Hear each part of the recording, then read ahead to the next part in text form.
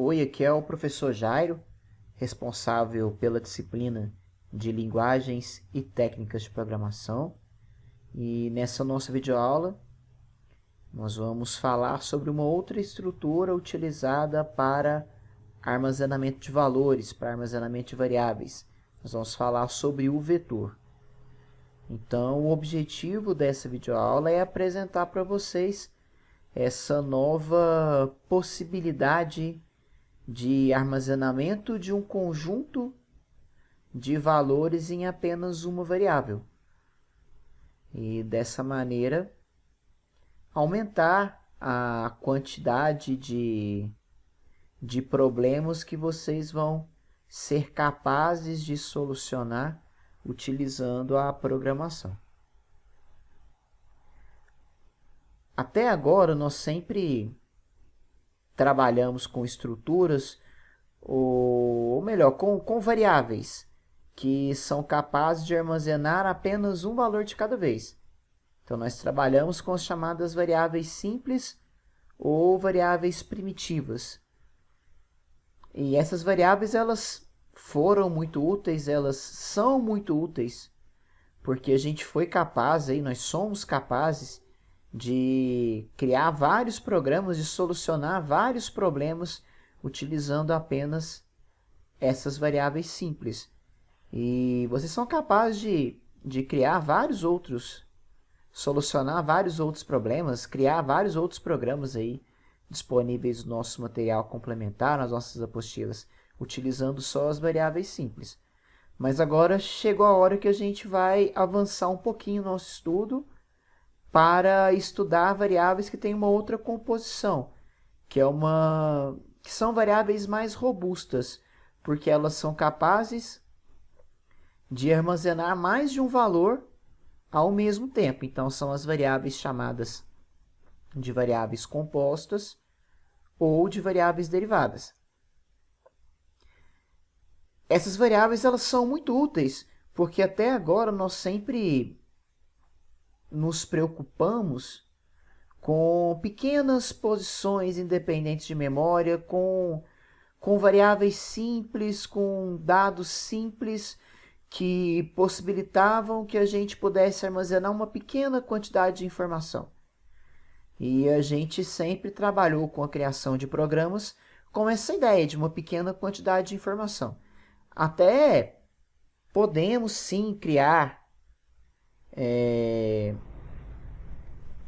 programas com uma maior quantidade de informação, mas a gente iria precisar de criar uma grande quantidade de variáveis simples.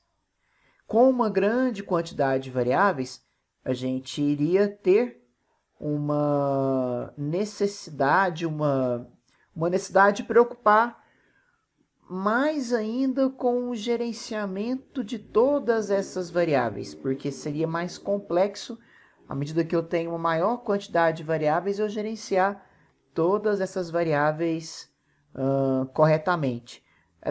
Para ficar mais fácil ilustrar, vamos imaginar a questão de se a gente fosse criar um cadastro bem simples em um programa, a gente fosse armazenar em variáveis dados de um cliente. Então, a gente fosse armazenar de um cliente o CPF, o nome do cliente, o endereço, o telefone, o e-mail, várias informações a respeito de um cliente.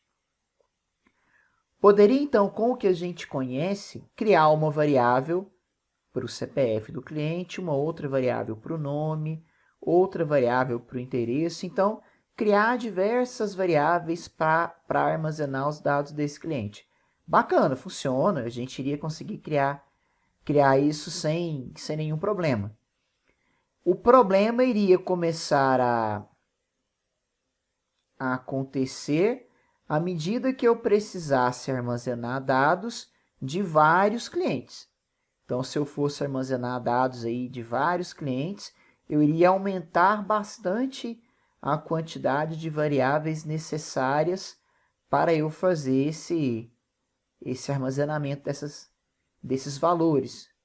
Com uma grande quantidade de variáveis, eu iria aumentar também consideravelmente a minha dificuldade de programar com essa grande quantidade de variáveis, porque eu teria que me preocupar mais com esse gerenciamento aí de todas essas variáveis. Eu teria um código que seria bem mais complexo. A vantagem de se trabalhar com variáveis compostas vem desse ponto, porque nesse exemplo dos clientes, caso eu trabalhe com uma variável composta, eu poderia ter apenas uma variável para cada cliente.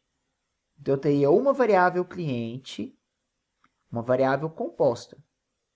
E essa variável composta iria armazenar o CPF, o nome, o endereço, o telefone e por aí vai. Em uma variável só, uma variável chamada cliente.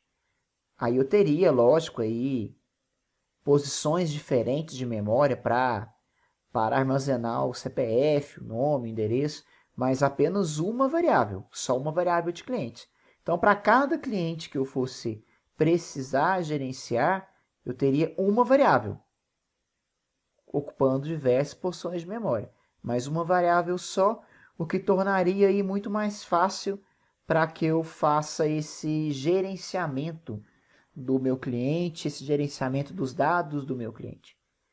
Então, a ideia seria essa. Ao invés de trabalhar com variáveis simples, então eu tenho uma variável dentro do programa, uma variável para armazenar cada informação, eu vou ter uma variável só. Uma variável composta, que iria armazenar todas as minhas informações, que seria essa variável vetor. Então, o vetor seria capaz, então, de armazenar um bloco, aí, um conjunto de variáveis agrupado, permitindo que a gente possa armazenar diversos valores em uma variável só, que seria a variável vetor. O vetor é um tipo de variável composta. A gente está estudando ele aqui inicialmente, nossa primeira abordagem de variável composta, mas não é um único tipo. Algumas características do tipo vetor. A primeira delas é que o vetor possui um único nome. Então, eu posso ter, voltando ao nosso exemplo, um vetor que chama cliente, então uma variável vetor, cujo nome é cliente. A variável vetor vai armazenar diversas informações. Então, a variável cliente, o vetor cliente, ele vai armazenar diversas informações. Ele vai ter aí diversos campos, né? Vai armazenar o CPF, o nome, então vai ter diversos campos.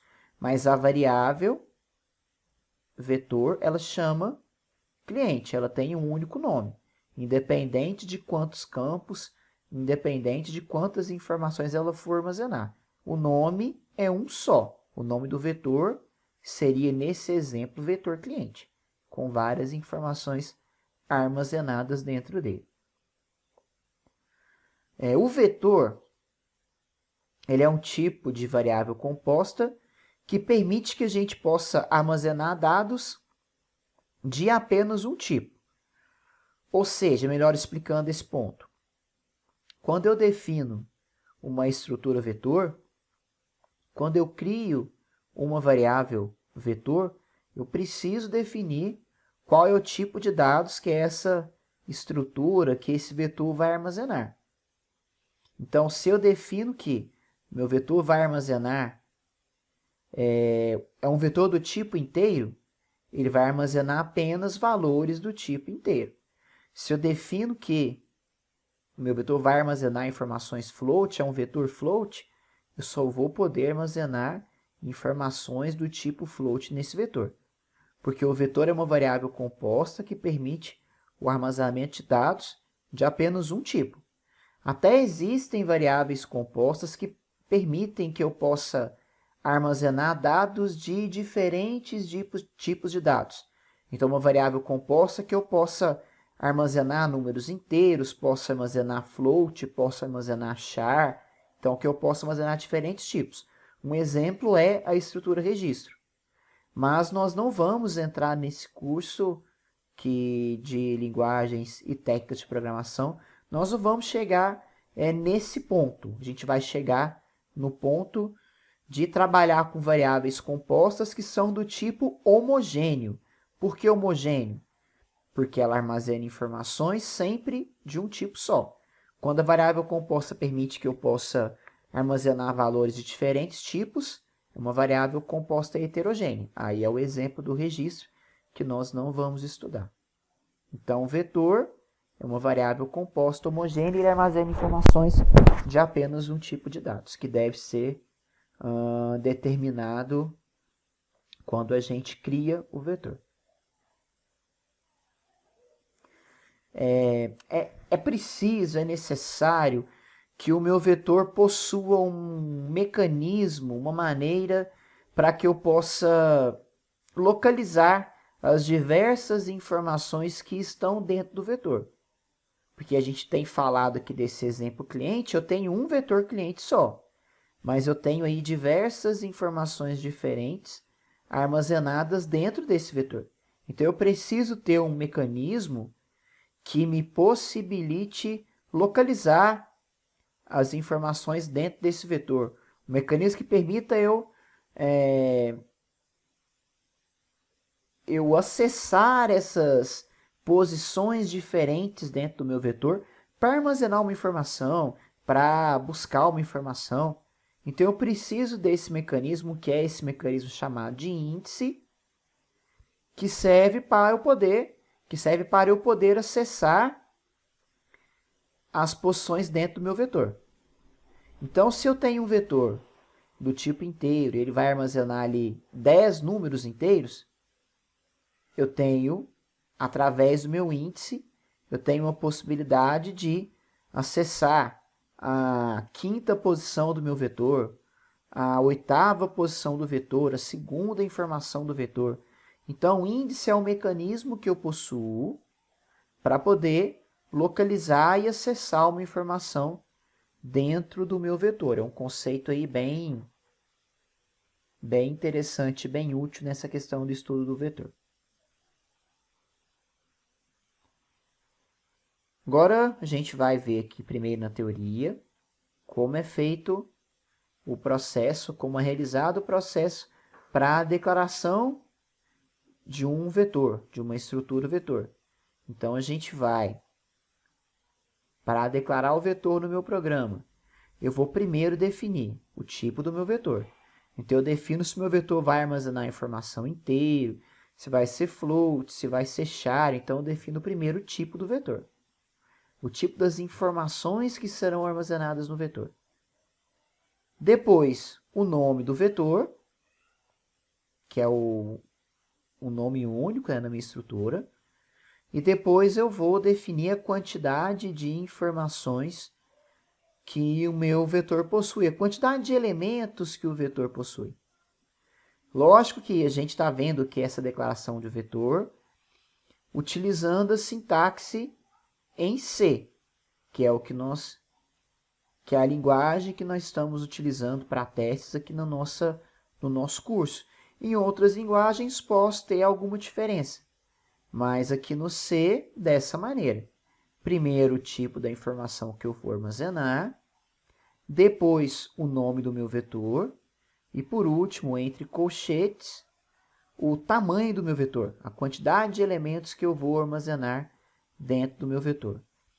É importante falar aqui, focando nessa questão do tamanho do vetor, que essa definição, esse dimensionamento das informações que serão armazenadas no vetor, ele deve ser feito com um certo cuidado. Por quê? Se eu falo que o meu vetor vai armazenar 10 números inteiros, só podem ser 10. Se em algum momento do meu código que eu veja que eu preciso armazenar um 11º número, eu não posso. Se eu falei que são 10 posições, eu posso armazenar apenas 10 números, apenas 10 elementos. Eu não posso fazer mais que isso. Então, esse dimensionamento ele deve ser feito com cuidado. Definir que são 10 informações, são só 10 informações. Eu não posso sair disso. Eu coloquei aqui no slide também para vocês um exemplo aqui bem simplesinho da declaração de um vetor em C, que eu dei o nome de primos. A ideia, então, desse vetor é um vetor de 10 posições, que armazena informações do tipo inteiro. Então, a ideia seria que isso aqui fosse um vetor que me permitisse armazenar os 10 primeiros números primos existentes. Então, um vetor do tipo inteiro, que chama primos, e ele tem o tamanho dele de 10. Ele pode armazenar no máximo 10 números. Por último, coloquei aqui no slide também um exemplo da maneira que a gente faz para atribuir informações para um vetor. Então, se o vetor e possui 10 posições, eu vou armazenar, vou acessar essas informações dentro do meu vetor através do índice dele. Então, como a gente falou no slide anterior. É importante destacar aqui uma particularidade.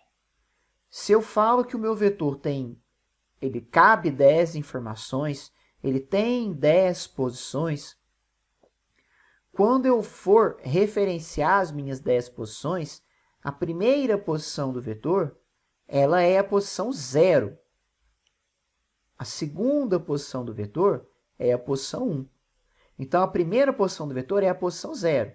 A primeira posição não é a posição 1. Se eu tenho 10 posições no meu vetor, as 10 posições são: a primeira posição é a 0, a última posição a 9. São 10 posições, de 0 a 9. Então, eu preciso ter consciência disso, que a primeira posição é a posição 0. Para que eu não misture esses índices. Porque se eu acesso as informações do vetor utilizando o índice, eu preciso ter bem em mente como é feito o controle do índice. Porque senão, se eu me confundir aqui na hora de programar, eu vou tentar acessar a informação na posição errada, eu vou tentar armazenar informação na posição errada. Por quê? Por exemplo, se eu tenho 10 posições no vetor, da posição 9 da posição 0 até a posição 9, são 10 posições. Se eu tentar acessar a posição 10, vai dar erro, porque a posição 10 não existe. O vetor tem 10 posições, da 0 a 9, não tem uma posição 10. Então, meu programa vai dar erro. Então, eu preciso ter esse cuidado com a correta manipulação do índice do meu vetor.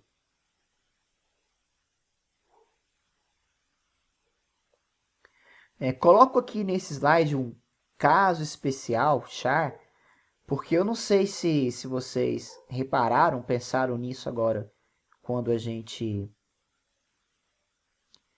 conversou sobre vetores, uma similaridade com a questão das variáveis char, que a gente utilizou até esse momento com os vetores.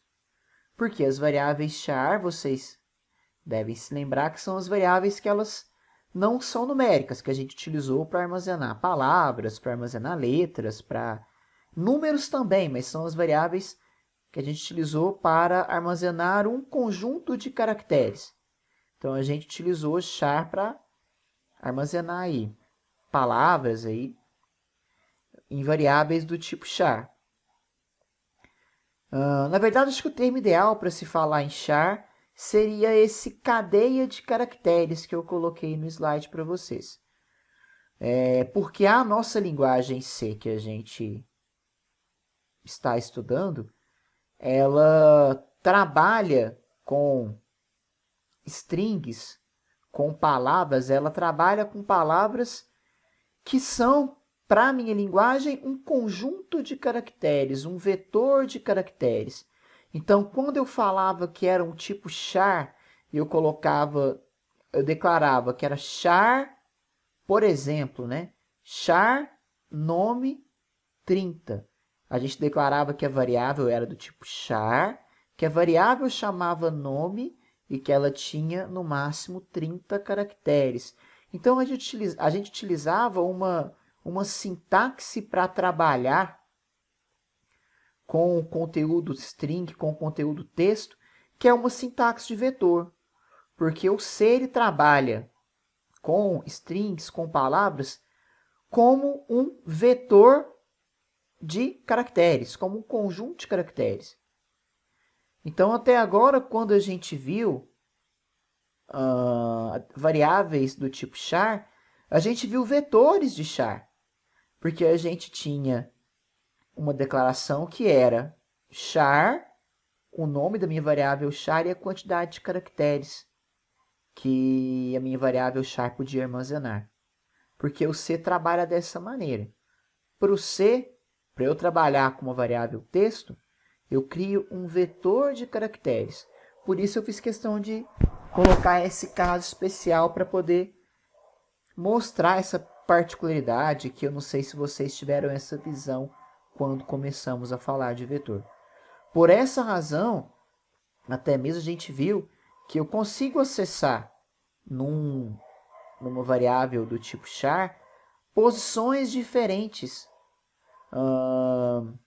da minha variável char através de um índice.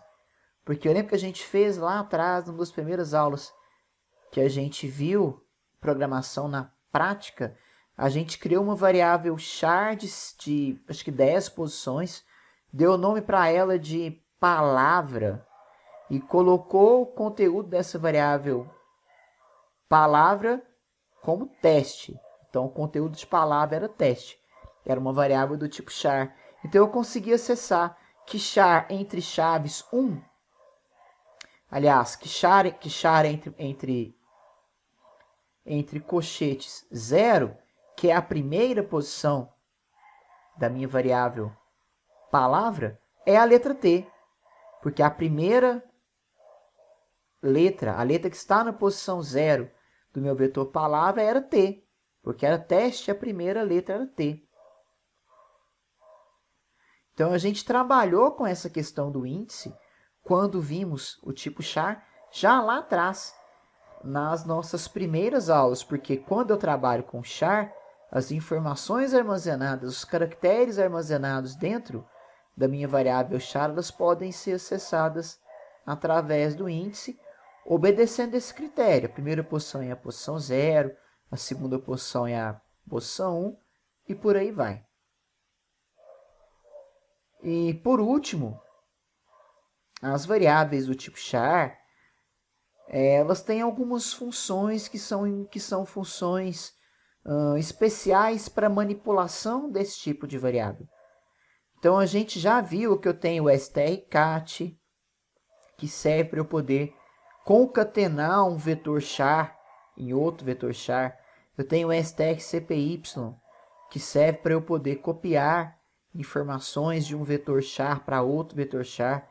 Tenho aqui o strlen, que serve para eu poder contar quantos caracteres preenchidos existem dentro de um vetor char. Então, char também é um caso especial, também é um tipo especial porque eu tenho funções próprias para manipular esse tipo especial, que é o tipo char. Então, vou passar para o CodeBlocks agora, para que eu possa mostrar para vocês aqui alguns exemplos de programas que trabalhem com vetores, para que a gente possa ver na prática como isso funciona. Primeiro eu vou mostrar para vocês aqui um programinha bem simples, que trabalha com variáveis char, que simplesmente tem como função receber um conteúdo que eu vou digitar no teclado, armazenar esse conteúdo, essa palavra que eu vou digitar, numa variável e contar quantas letras, quantas vogais e quantas consoantes essa palavra que eu vou digitar possui. Então, eu vou utilizar para isso, olha só. Eu vou utilizar uma variável do tipo char, vou pôr o nome dela de palavra, e vamos colocar que ela pode armazenar até 30 caracteres. Então, é um vetor que pode armazenar até 30 caracteres. Eu vou precisar, então, de um índice para poder percorrer esse meu vetor, vou dar o nome para ele de índice. Eu quero mostrar a quantidade de vogais que eu possuo, a quantidade de consoantes e o total, né, o tamanho, o total de letras da minha palavra. Então, eu vou usar essas 5 variáveis. E vou, inicialmente, pedir para o meu usuário digitar uma palavra para avaliação. Vou ler o que o meu usuário digitou e vou armazenar na minha variável palavra. Até aqui, tudo tranquilo. Eu vou inicializar minhas variáveis vogais e consoantes com 0, porque eu vou contar, eu vou usar essas variáveis como contadores para contar a quantidade de vogais de consoantes, então eu preciso inicializar essas variáveis com 0. E eu vou precisar também, eu acho que essa função eu nem tinha mostrado para vocês ainda, que seria o strlen. O strlen ele me permite que eu conte a quantidade de caracteres que a minha variável palavra possui. Porque eu declarei que a variável palavra pode possuir até 30 caracteres. Mas se eu digitei, por exemplo, teste possui só 5 caracteres. Então, a quantidade de caracteres preenchidos na variável palavra são só 5. Ela pode receber até 30 caracteres, mas preenchidos seriam só 5, e é o que o strlen faz, contar a quantidade de caracteres preenchidos dentro de um vetor do tipo caractere. Então, eu vou ter na variável tamanho a quantidade de caracteres preenchidos na minha variável palavra. Aí eu vou, então, precisar de percorrer a minha palavra, verificando cada uma das letras dela, se é vogal ou se é consoante. Para percorrer, eu poderia utilizar aqui uma estrutura de repetição, poderia usar o for, poderia usar o while, poderia usar o do while, tanto faz. Vou fazer com for, mas poderia ser com outra estrutura de repetição. Então, eu vou percorrer o meu vetor desde a posição 0, que é a primeira posição do vetor. Vou percorrer o meu vetor enquanto eu não chegar no final do meu vetor. Então, enquanto o meu índice for menor que o tamanho do vetor. Então, por exemplo, o que seria isso? Se o meu vetor palavra, eu armazenei a palavra teste. Então, teste tem 5 letras. Então, o tamanho seria 5. Eu vou percorrer através do for as 5 letras, as 5 posições, que seria a posição 0, 1, 2, 3 e 4. Então, da posição 0 até a posição 4. Então, eu vou percorrer desde a posição 0, quando o índice vai ser igual a 0, enquanto o meu índice for menor que o tamanho. Então, quando o índice chegar em 5, que é igual ao tamanho, eu não vou mais percorrer, eu vou percorrer só até o 4. Então, só enquanto o índice for menor que o tamanho. E vou percorrer aqui a minha palavra, incrementando meu índice aqui de 1 em 1, porque eu vou ler a posição 0, depois a 1, depois a 2. Então, eu vou posição por posição. Então, por isso, aqui eu vou utilizar esse índice mais, ou poderia ser o índice igual a índice mais 1. Então, esse é a minha estrutura for de repetição. Aí, agora aqui eu vou precisar de verificar se a minha posição marcada pela variável índice aqui dentro da palavra. Então, se cada caractere da minha palavra ela é uma vogal ou consoante. Então, eu vou verificar aqui se na minha variável palavra, na posição índice, eu tenho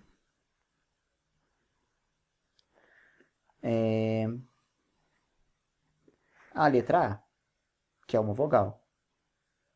Ou, eu falo assim, a minha ideia desse if aqui é o seguinte, gente. Eu vou verificar se é uma vogal. Eu vou verificar se a minha letra ela é A, E, I, O ou U. Então, se for A, porque se for A, E, I, O, U é uma vogal, né? Então, eu comparo se o meu palavra índice é A, ou se ele é E,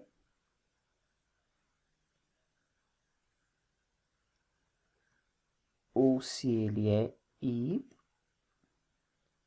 e por aí vai. Eu vou digitar aqui cada uma das possibilidades de vogais existentes. Então, só mais um momento.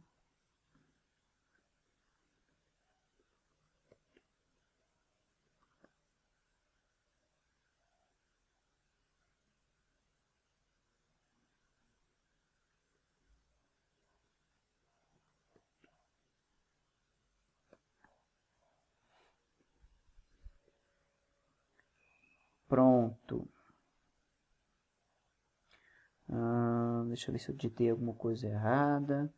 Aqui faltou um símbolo de igual. Então, se for A, ou se for E, ou se for I, ou O, ou U, quer dizer que é uma vogal. Aí a minha variável vogais recebe vogais mais um. Aí, pessoal, concordam comigo, né? Conseguem visualizar comigo que seria um ou. Então, minha letra seria A, ou E, ou I, ou O, ou U para ser vogal. Jamais E, que a letra não pode ser A, I, I, O e U. É ou. Caso contrário, caso não seja nenhuma dessas letras, quer dizer que é uma consoante. Então, consoantes recebe consoantes mais um. Ou poderia colocar assim, né? Até para relembrar vocês, consoantes mais mais. Quando eu faço isso, agora eu já posso mostrar, então, a quantidade que eu possuo de letras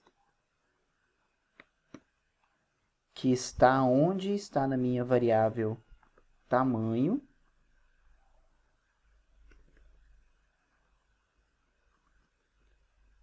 A minha quantidade de vogais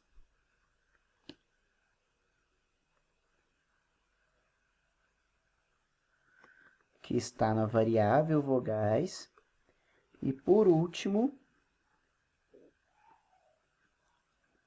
a quantidade de consoantes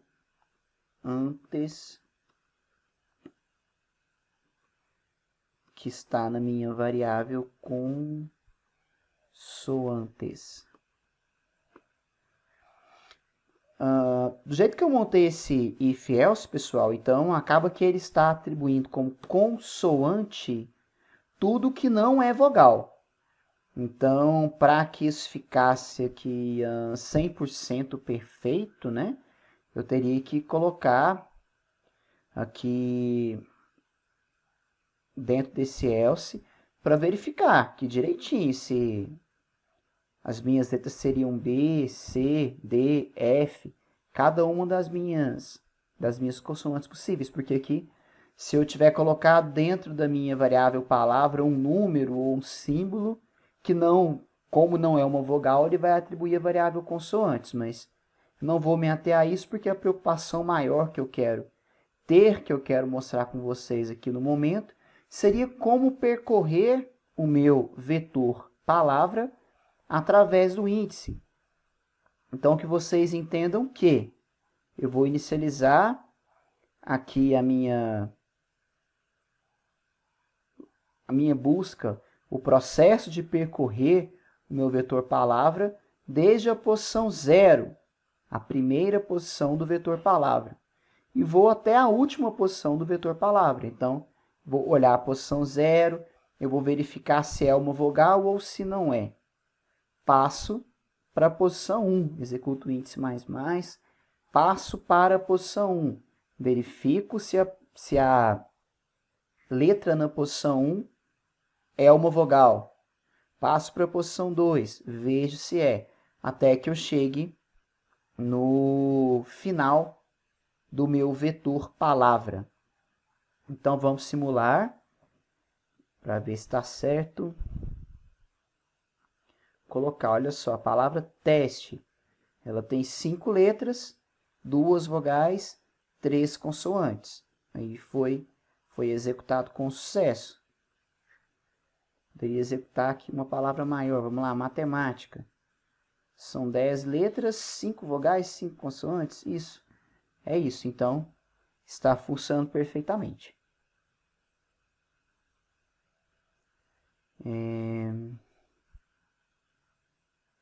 Vou mostrar para vocês um outro exemplo. Então, eu vou apagar esse aqui.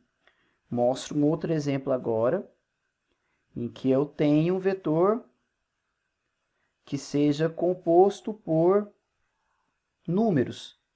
Então, vamos criar um exemplo aqui de um vetor que receba aqui uma quantidade de números e que retorne para mim o maior e o menor número que está presente nesse vetor. Então, eu vou inserir num vetor uma quantidade de números, vou percorrer esse vetor para localizar o maior e o menor número que esse vetor possui. Então, para isso, eu vou precisar de um vetor chamado de números. Eu vou colocar aqui que serão 10 números. Vou precisar de algumas variáveis inteiras. Vou precisar do índice para eu percorrer o vetor. Vou precisar de uma variável chamada de menor e de uma variável chamada de maior, que vão servir para quê? Para eu armazenar o menor e o maior número que o vetor possui. Vou fazer um for aqui só para eu poder realizar a entrada desses valores. Então, eu vou armazenar os valores no meu vetor números. Então, como eu tenho 10 posições, eu vou armazenar números da posição 0 até a posição 9. Então, o índice ele começa com 0 e eu vou ficar dentro do meu for enquanto o índice for menor ou igual a 9. Porque eu vou armazenar informações da posição 0, 1, 2, até a posição 9. E vou percorrer esse vetor de posição por posição. Dentro do meu for, eu só quero fazer aqui a entrada dos valores. Então, eu vou digitar aqui. Vamos lá, insira o valor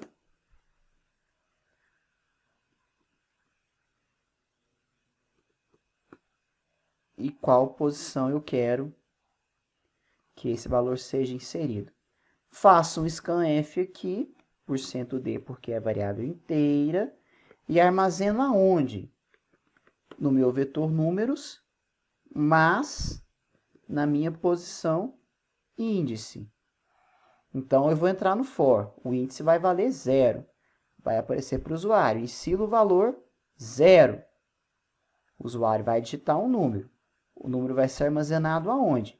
No vetor números, na posição 0, porque índice vale 0. Aí eu vou incrementar, índice vai passar a valer 1, eu vou inserir o valor na posição 1. Vai ser armazenado no vetor números, na posição 1, até eu chegar na posição 9, até que eu faça a inserção na posição 9. Então, dessa maneira, a gente vai alimentar o nosso vetor números com 9 números digitados pelo usuário.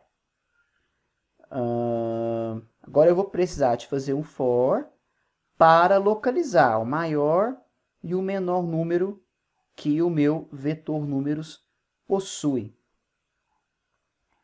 Para isso eu vou usar as variáveis maior e menor. Eu vou inicializar a variável maior e a variável menor com o conteúdo da primeira posição. Certo? Porque quando eu analisar a primeira posição, independente do número que esteja armazenado na primeira posição, quando eu percorrer a primeira posição, que é a posição 0, independente do número que tiver lá, esse número vai ser o atual maior e menor. Agora, quando eu ir para comparar a posição 0 com a 1, aí eu vou alterar esse valor da variável maior e menor. Mas no momento inicial em que eu vou analisar apenas a posição 0, o maior e o menor número fica sendo o que está na posição 0. Aí eu vou percorrer o meu vetor, a minha estrutura números, o meu vetor números. Vou percorrer desde a posição 1 até a minha posição 9. E vou percorrer de 1 em 1.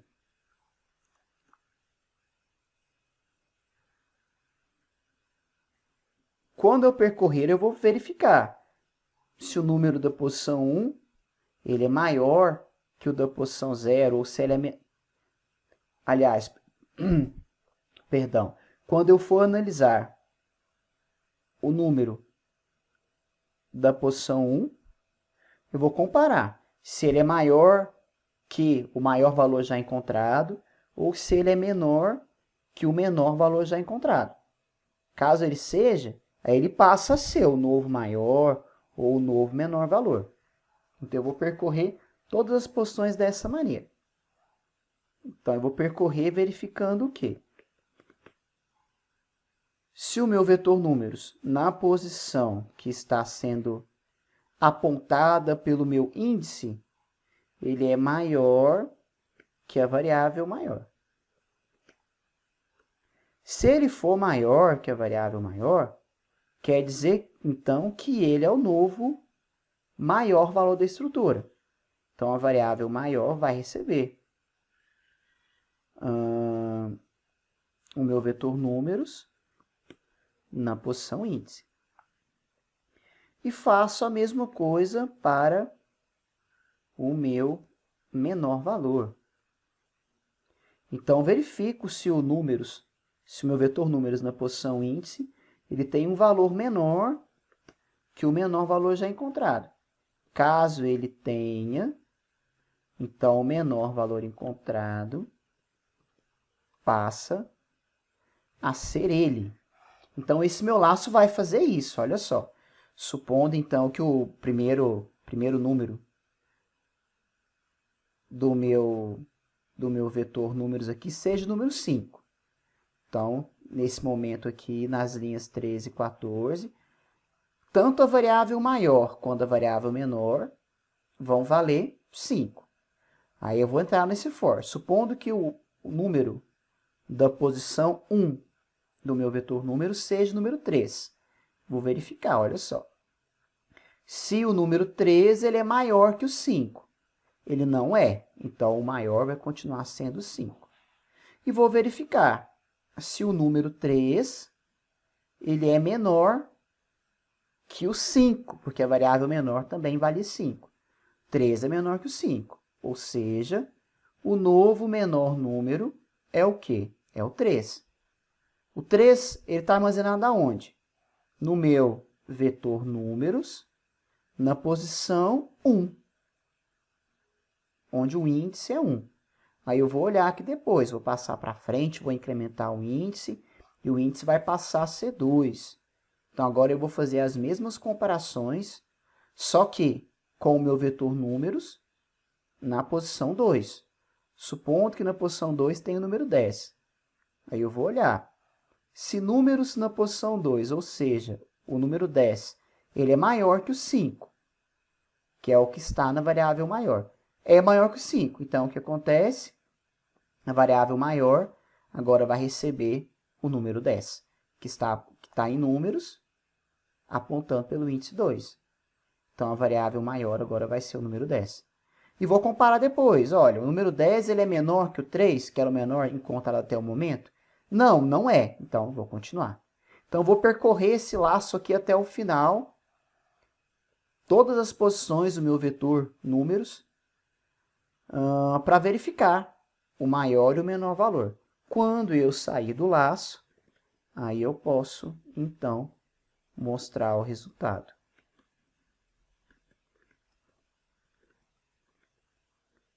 O maior valor inserido no vetor é a variável maior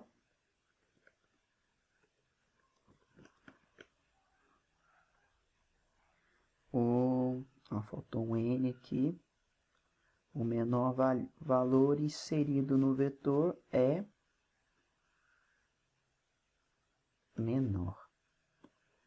Vamos testar para ver se eu tenho algum erro no meu código. Vamos lá, eu vou precisar de inserir então os números, né? Então, 5, 3, 8, 2, 6, 8, 0. Posso ter um número negativo aqui também, não tem problema. Posso repetir um número e 7. Pronto. Deu algum erro aqui. Gente, ele não mostrou corretamente. Por que será? Porque dessa vez eu não coloquei o %d, que é o local onde vai ser colocado o valor da variável maior e menor. Então, eu cometi esse pequeno erro aqui. Vamos inserir de novo, então, rapidinho aqui. 5, 4, 8. Um número maior, um número negativo, o 0. Então, diversos números aqui para que ele possa me mostrar depois. Olha só. O maior valor inserido foi o 10, realmente foi. E o menor valor inserido foi o menos 4, foi o único número negativo que eu inseri na verdade. Então, dessa maneira a gente fez aqui uma breve demonstração de percorrer, de criar um vetor numérico do tipo inteiro, inserir 10 números nesse vetor através do índice e depois percorrer esse vetor para localizar também, graças à minha variável índice, localizar o maior e o menor valor dentro desse vetor inteiro. Fecho, então, nossa aula apenas mostrando para vocês aqui as referências que foram utilizadas para criação desse material. Agradeço vocês mais uma vez pela atenção e até a próxima videoaula.